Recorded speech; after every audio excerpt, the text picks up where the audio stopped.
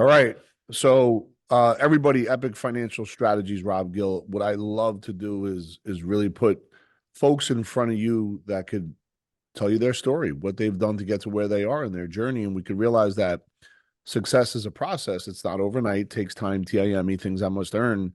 And I have with me today a former Entrepreneur of the Year by Ernst& Young, a man that started in the military, was able to create a toy company that got bought out at some point at a very big number. And now he's an executive coach worldwide. And I have none other than Rhett Powers right now on the show. And super grateful. We both share the same. We have an ecosystem as far as David Meltzer. So always a major shout out to David. He's Source. And Rhett, thank you so much. Looking forward to connecting with you and sharing your journey with the folks that check in from time to time at Epic.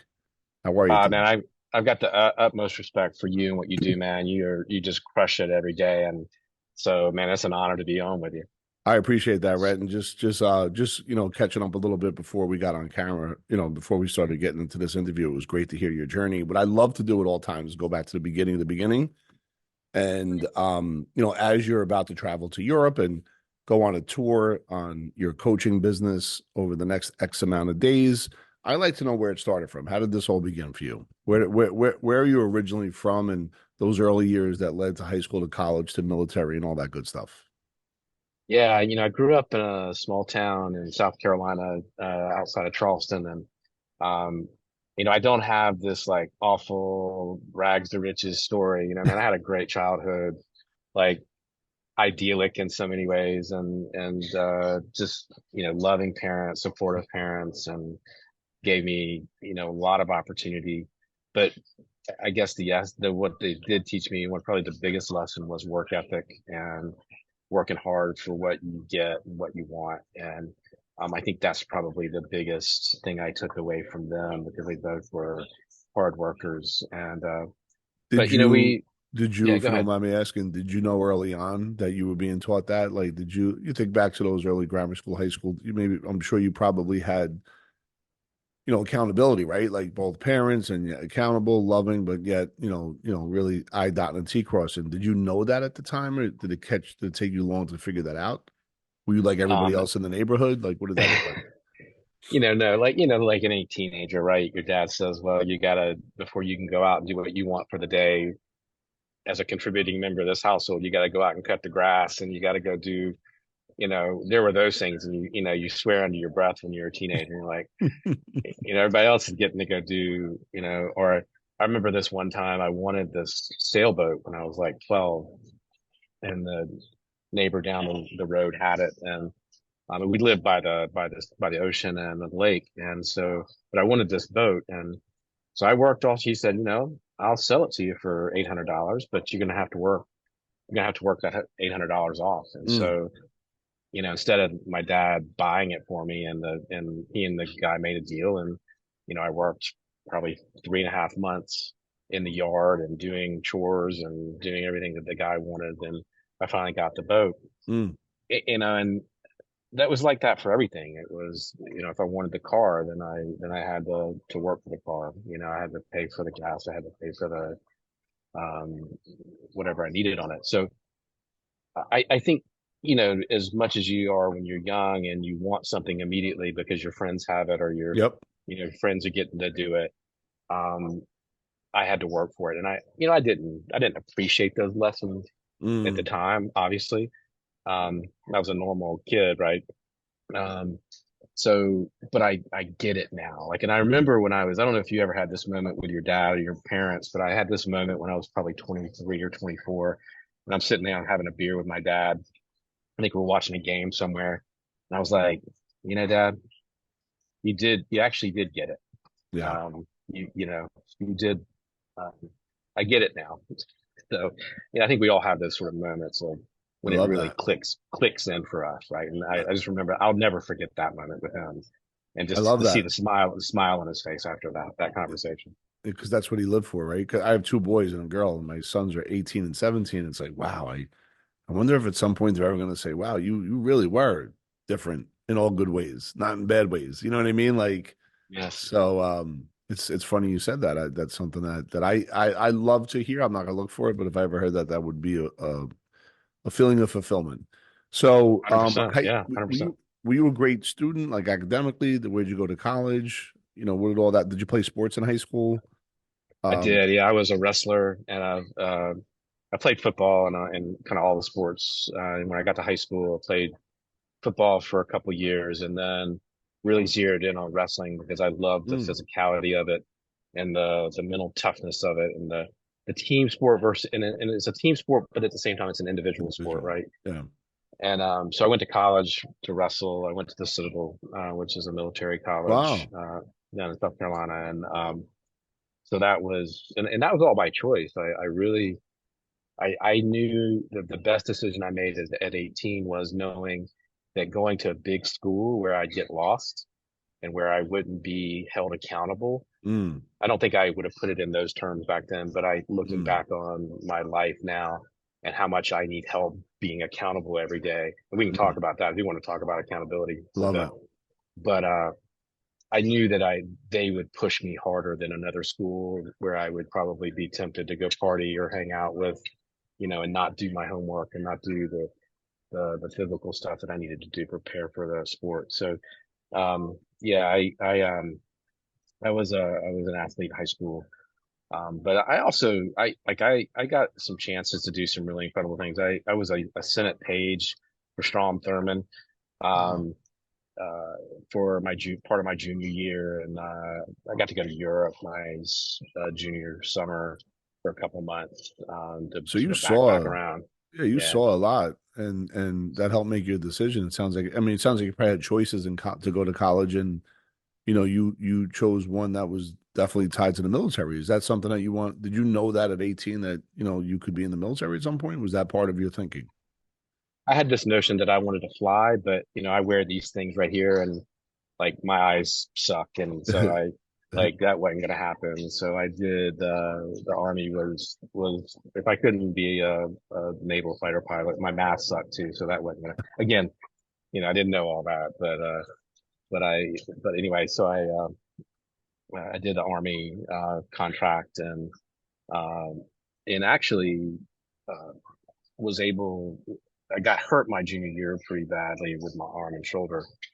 And so I didn't do um, what I wasn't going to do what I wanted to do in the military, which was, I had this notion of going in and doing special forces and all this Yep. stuff.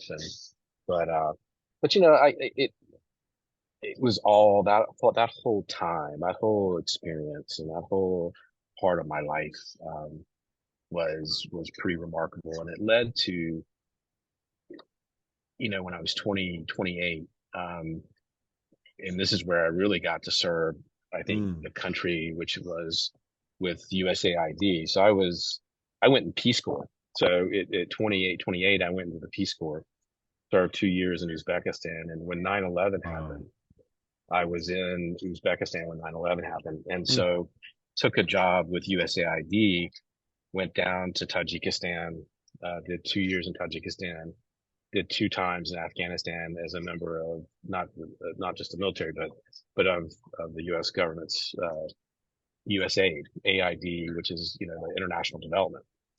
And so that was really fascinating to be there as a um, to help the country rebuild and to build infrastructure and to do. I was in economic development, so we did economic development programs. We helped businesses grow. And so that's where I got that passion for business.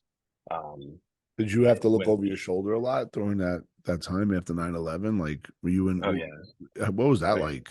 Honestly, what was that? I mean, I don't think people realize being over there after 9/11 is even now, but that must have been it was an uneasy fascinating. experience as well as fascinating, or Oh yeah, I like 2 days before I did my final thing, and I think it was 2004, and my son was coming the next week, and I was on my way home. We got a mortar attack on the compound.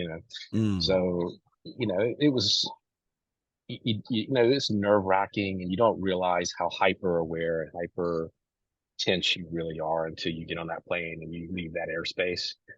Um, and you just feel this like kind of weight come off of you. I But don't it's think a lot. also, I don't think a lot of folks understand though the PTSD these guys and gals go through by being there, right? I mean, That's Oh a yeah, real, that's a real it's a real thing. conversation. Yeah. It's a real thing. But it's also I mean, like the work that we were doing was exhilarating, and I just like I I would do it again because it's just so incredible to see. You can see progress really, really Mm, fast. And it's sad what happened there. We can get into that all day, right? yeah. But it was definitely fulfilling, and I wouldn't change a bit of that Yeah. experience. Yeah. The people over there feel terrible. Everything that was kind of built in that time frame just kind of came to an end out of nowhere, right? Yeah. Or seemingly out of nowhere. So with that, so fast forward, tell us all about how the military led to a toy company, right? And Yeah. So if there's things I'm missing, please add it in. no, I remember we were sitting in Kazakhstan. I was in Kazakhstan for about 2 years in that period from 2002 to 2004 and I no 2004 to 2006. And I had a buddy and we just kept talking about, man, we need to be doing our own thing. Like Mhm. we got to leave our mark on this world. We got to do our thing. And it was every Friday night that was just a repeated theme. And so at some point we just said, you know what, we got to stop talking about this because we're just making ourselves sick here. We keep doing the same old thing. We're not taking any action, and that's lame. If we want to do this, let's Yeah. go do it. So Yep. we resigned. So we actually resigned and Wow. came back to the U.S. We looked for a business to buy. We wanted to buy a business. We looked at the funniest thing we looked at was a dead body removal company in I think it was in Raleigh or something, and he had a patent on body bags, and he had state and local contracts to remove people when they pass away, and he had an EBITDA of like $5 million, and he had nobody to that was going to inherit this business. So we looked at buying it, but I couldn't get excited about it. My attorney handed me this guy I'd known forever. He handed me this envelope. He said, "You buy this business, I'm going to disown you. This business is awful." And so we went down and looked at it. Of course, that's the business we bought. It was a little one product toy company down in Myrtle Beach, South Carolina. And the guy had no books. He took us to the bank and opened his safety deposit box and said, "Look, I make a lot of cash." I mean, it was a terrible purchase, but we loved the product. What was the product? It was just like little ecosystem aquarium thing. Okay. And so, we did what everybody does. It has this thing. We emptied out the 401ks. We bought the business for probably way too much. Um, Can you tell me how much you bought it for? I don't want to. yeah, no, it was like 350,000. And was there proof, like in your mind, like what would an accountant have said? Buy it for like 10,000 kind of thing? Was it, there was something We, about it that you liked. I mean, obviously that's a nice uh, number.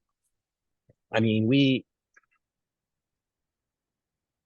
I don't know I don't remember what the valuation, we probably should have paid 100,000 for it, Got it.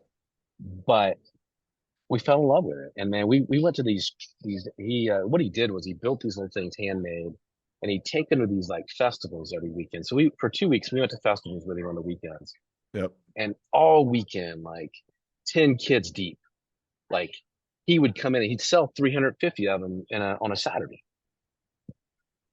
you know? And so just the what we saw made Yeah. us think that we could do something with it. If we figured out how to scale it, if we figured out how to ship it, because it was complicated to ship because it had water in it. How Um, much was how much was each one? he was selling them for 20 bucks. And he sold Just 350 and you just saw it like that. Got it. And then you figured, how can we get instead of 350, 35,000 sold through scale and yeah, understood? Yeah. yeah. Amazing. And so we took us 2 years to figure that out. We had to keep the model in place until we figured out all that stuff. But it came in 2000 and 2008 and 2009.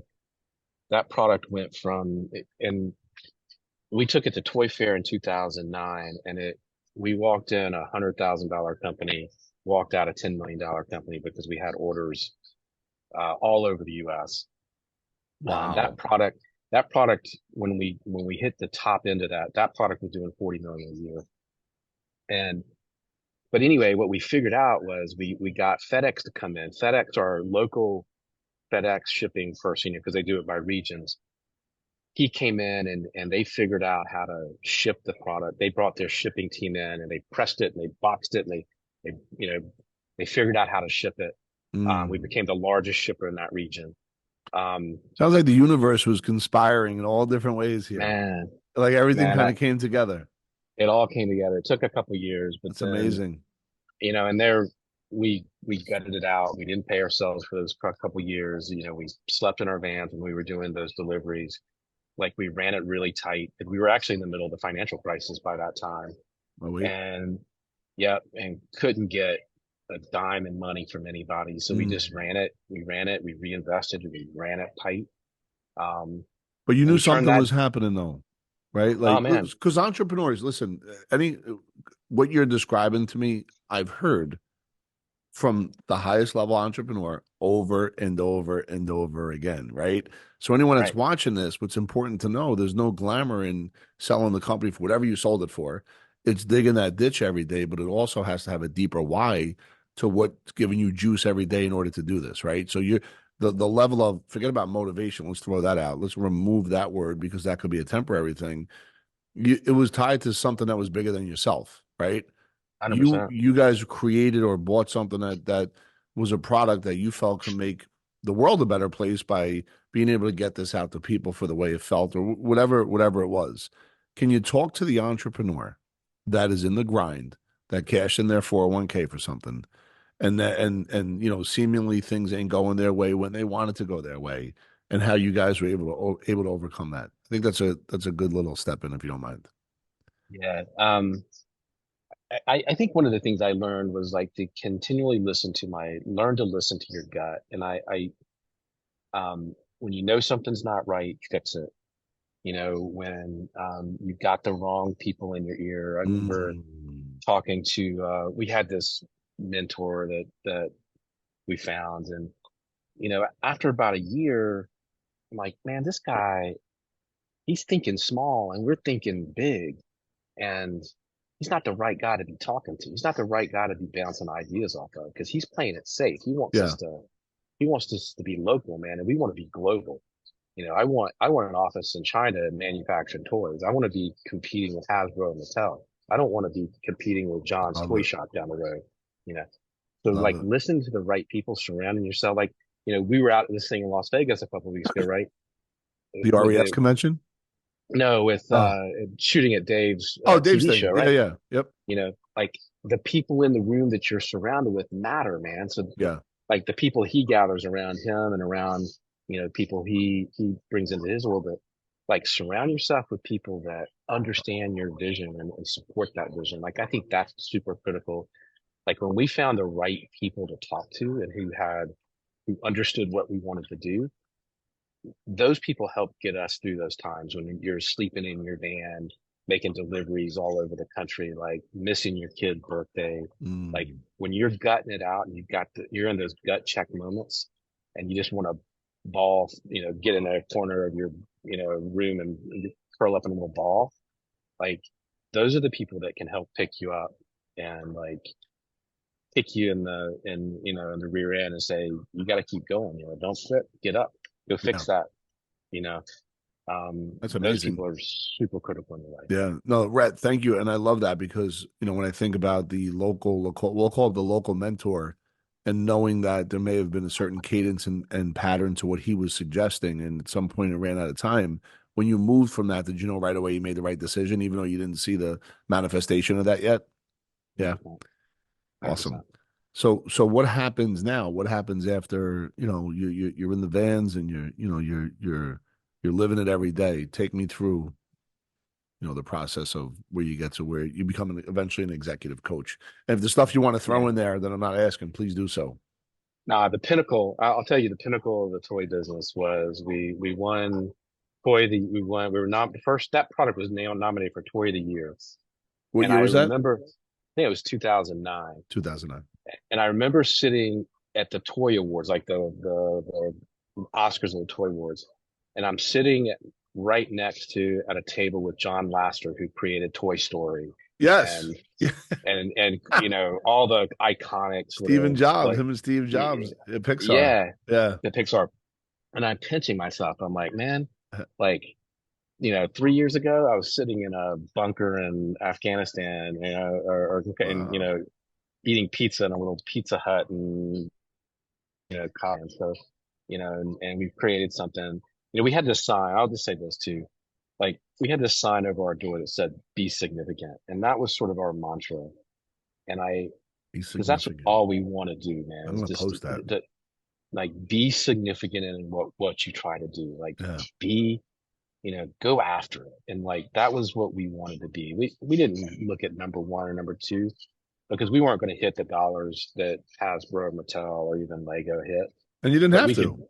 didn't have to, Yeah. but, we wanted to be significant in the industry, right? We wanted to make our mark. And I Yeah. think, so, you know, we got an opportunity in 2014. You know, the other thing about things is know when it's run its course. It's, you know, when we got to the point where we're stable and we're still growing, but the excitement of the growth and the excitement of all of it wears off, and I was having to make sure that John showed up for work every day. I knew it was time to sort of let somebody else take over the operational side of that. And so, you know, both my partner and I thought it was time to try something new, to take, Mm. we wanted that energy of the newness again. And we also saw what was happening in the toy business. And I remember my transitional moment was we're negotiating with a company to make little Happy Meal type toys. And I thought, you know what? If I'm making Happy Meal toys, I'm done. You're Like, done. Got it. That was a deal breaker. I got you. because Because then you we felt were, like you were jumping the shark. yeah, I mean, we were a science and nature type. We're making stuff for Animal Planet. For, you know, our second product was a remote control snake, and my third product was a remote control bird. Like, we were a science and nature company, man. We didn't want to make trinket little Happy Meal toys. So anyway, we got a chance to sell to a company out of New York, and that was a moment that I don't regret at all. It was a smart move. May Um, I ask a question? I won't ask the dollar amount. mhm. My question is though, from hello to yes, from the day the conversation started to the day it ended, how long was that process on the buyout? Approximately. Probably And 14 months, was it 14 filled months. was it filled with a lot of we're gonna do it, we're not gonna do it, ups and downs, ebbs and flows? And how did you work? Now I'm asking you to coach me. How did you go through that? How Um, was that? you know, it took us we really courted them. They really had to get comfortable with the purchase. Got it. I mean, we went to China several times together to show them the operation there, how it functioned, what the capability was, introduce the team. Um, they spent a lot of time with us down in South Carolina where we were located. It took about 14 months to get Wow. probably about 8 or 9 months to get them comfortable, and then it took about 5 or 6 months to work out the financial side of it. Amazing. Um, and it was only the one or two only companies we looked at who were serious about purchasing it. I mean, so it, you know, it was some pain in there. There was Yeah. definitely some pain in there. There was definitely some frustration in there and how long it took. And, uh, but at the end of the day, they were really good to work with, really easy. The transition was really easy. We didn't have to have this like 3 years of earnout or any, we didn't have any, you know, we didn't have any long-term commitment. I think we stuck around maybe for 12 months Got it. out of courtesy, but it was pretty easy. And So I know there's people have a lot of pain in that sometimes, but ours was not yeah. bad. And for you during that time of exit, is that when you began to think about executive coaching? Is there anything I missed that you want to share first before we shift to coaching, or Yeah. um you No, share? you know, I was on a panel and I didn't really, I didn't know anything about executive coaching. And at the time, um, I don't know why. The other thing is, it wasn't really in the consciousness much in 2000, um, 14 as much as it is now. Like Yeah. everybody's a coach now.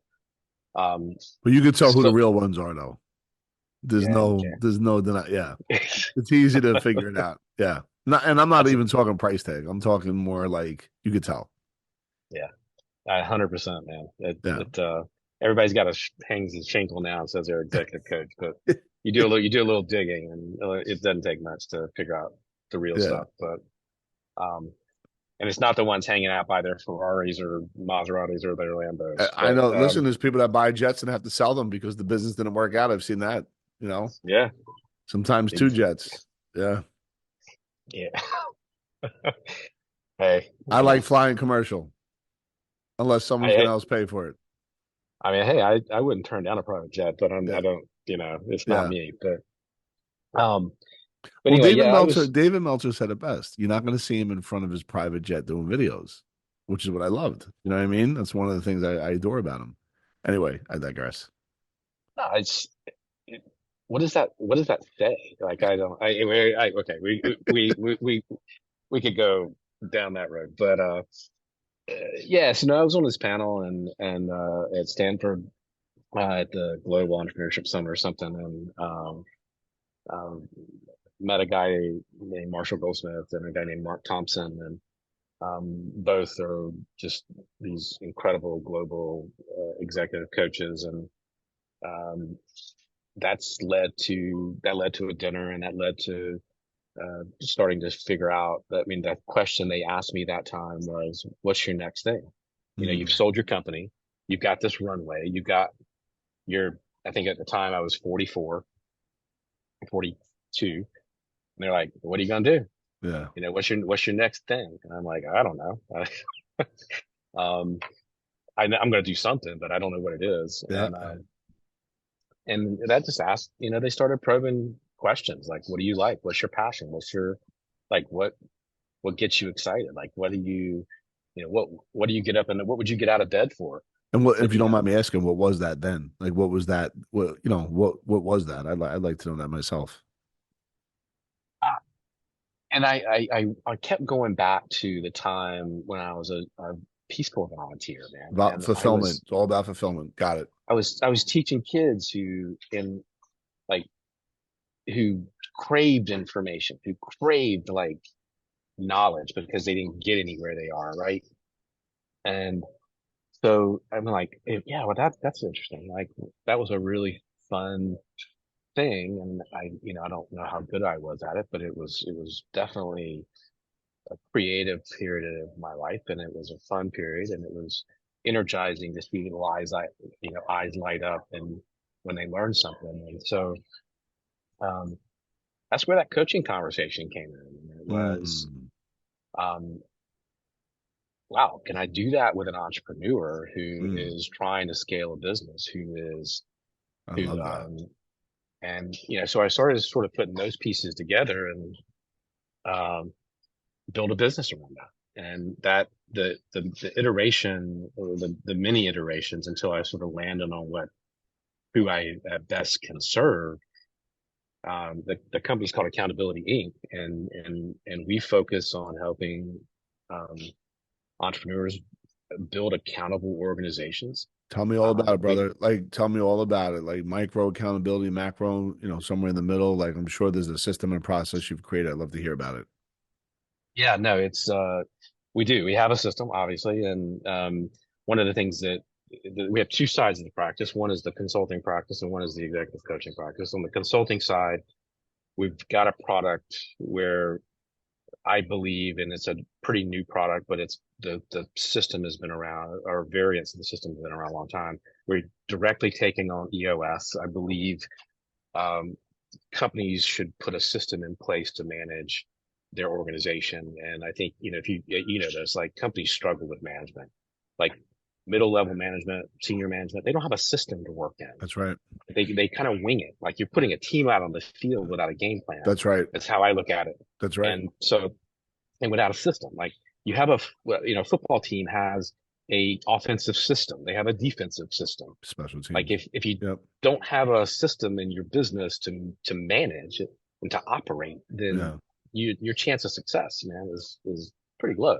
Yeah. Um, so we have a system that we're directly taking on EOS, and that's something we'll see a lot more of this year. But on the coaching side, I have three things that I do with clients: an accountability tracker, where Mm, we basically help you create the KPIs or the OKRs for your life, right? yep. And then I do a thing with people, daily questions. I have 6 daily questions I ask myself every day. So Ah, I do that with my, and it's about, did I do my best today to set clear goals, make progress toward those goals, be happy, find meaning, build positive relationships, be fully engaged. And it's impossible to blame others for some of those things if I start with, did I do my best? Right. And then I have an accountability partner, and we do this with all of our coachees, like an accountability partner that pushes you every week to do what you say you're going to do. mm, Like, like if I know that I'm going to sit on the phone on Friday with my accountability partner and say, man, I didn't go to the gym because I was just lazy, or I didn't eat right this week because I was, I was weak. Um, then I hate to do that, right? yep. You hate to like come in and like report to somebody else that you didn't do what you said you were going to do. That's right. So you're like 95% more effective in getting things that you want in your life if you have somebody that holds you to what you say you're going to do, And that you've you, committed to doing. yeah, because you committed in the first place based on questions that were asked, and it's in writing. And you go, you got to, if you follow the path and get into your nervous system and ask Right. empowering versus disempowering questions, and eat right and sleep right, and maybe not consume alcohol as much or not, whatever, as long as you can show up every day and what that looks like. I get it, and it's amazing, and you've systematized it. It sounds like. So, what does it look like Systematize in it. the next 5 years for you? Man, I'm doing what I love. The minute I don't love it, I'll do something else, but I don't see that happening, man. This journey, now that I feel like really zeroed in. I know the value that I bring to people and can help, the type of person I can help. Um, man, I, I don't see doing anything else, man. Amazing. Somebody asked me that the other day, are you gonna retire? Are you gonna get out? Are you gonna just go enjoy? And I'm like, I don't know, man. This is fun. Now, what's retirement on the beach? That'll wear itself Uh, out after 30 days, if that. Yeah, 100%. yeah, Like, I get yeah, I it. mean, I got another book. I've got a book coming out next year, another book. My first book or second book was on daily habits. This book is on self-talk and our inner dialogue. I'm super excited about that. I'm writing that with Ryan Berman and Dr. Susie Burke. And man, that book's going to help a lot of people um, manage their self-talk. And it's a good business book because we actually tie self-talk to productivity. Mm, And we've done some really interesting research around how organizationally self-talk and self-defeating uh, culture and all that stuff um, really impacts productivity. And so, but this book's got a lot of good lessons on our just managing our own personal self-talk and how we talk to ourselves and how that just influences everything that we do, everything we don't do. It amazing. completely um, can derail you in your life. So It's funny. I just read Untethered Soul by Michael Singer, where he, yeah. he talks about the voice inside, and I do a lot Hmm. of Tony Robbins work where, the way I'm feeling, the way I hear things at that moment, and the words that are used to describe how I feel, state, story, strategy, and um, words are important. Transformational vocabulary. There's 75,000 words in the dictionary. We use 2,000 throughout our life, but 2,000 words throughout our life, but 200 every day. Those 200 words, you better be careful what they are, what kind of energy they have, because that's going to, manifest exactly what you're saying and doing. I couldn't put it better. I'm gonna have to actually use that. Use it. Take it, I coach. love that. I Take love it. it, man. I'm gonna Take steal it. it. I'll give It's you credit for that, it's but that's yours. good. It's That's all good good. stuff. I stole it That's too, good so stuff. it's all good. That's good stuff. But listen, I'm super grateful for the time that we spent today. Love to have another follow-up private call with you. Obviously, I think this is an amazing journey. And right now, just so everyone knows, you're actually, are you on tour in Europe? Are you like out speaking? Are you like, what is it that you're doing right now? Yeah, so the blessed thing about all of this is I get to be on stages and and this coming up is I'm speaking this week in Zurich and then in Davos at the Wow. World Economic Forum and really talking about uh, coaching and leadership and what and how to equip yourself better for 2024 and really kind of going forward, right? Leadership has changed immensely.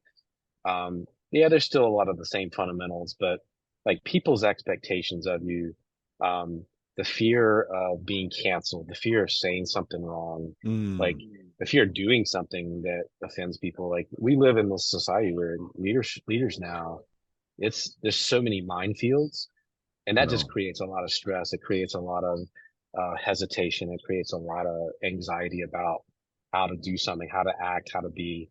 And so we're talking a lot about that in Davos, um, and so, but yeah, I get a chance, man. I get a chance to be on stage in some great places love it. and to talk about what I love. So, And you'll be um, stateside in another month? I forget what you said.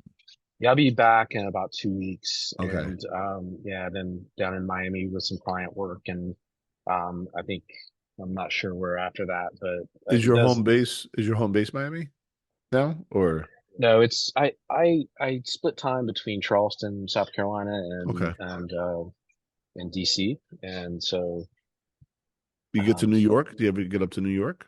all the time, man. Oh, I'm there dude, all the time, I want to know. Yeah. All right. So next time I know you're up here, I'm gonna see if I can make it over there and meet you.